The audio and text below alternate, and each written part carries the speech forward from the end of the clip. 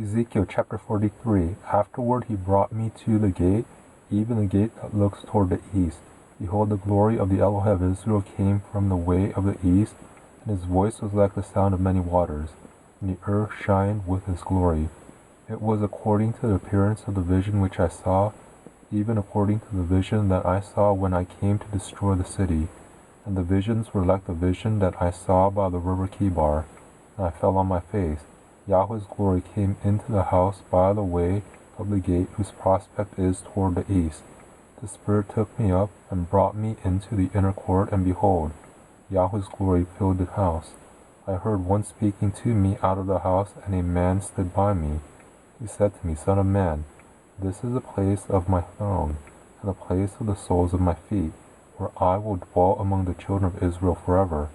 The house of Israel shall no more defile my holy name, neither they nor their kings, by their prostitution, and by the dead bodies of their kings in their high places.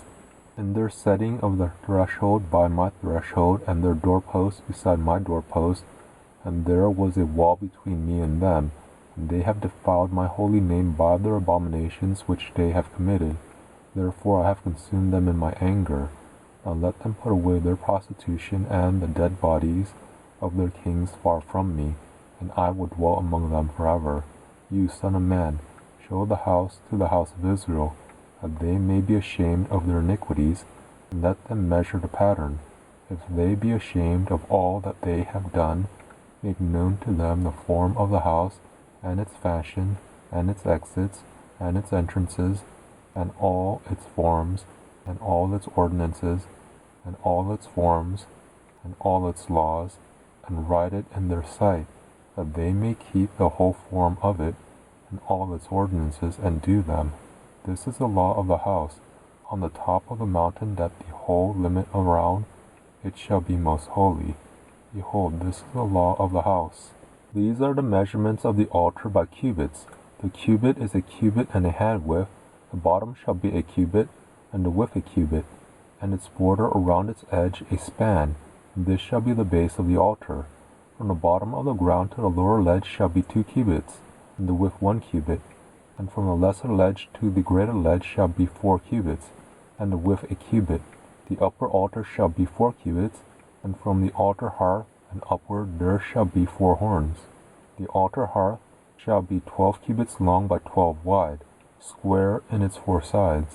The ledge shall be 14 cubits long by 14 wide in its 4 sides, and the border about it shall be half a cubit, and its bottom shall be a cubit around, and its steps shall look toward the east.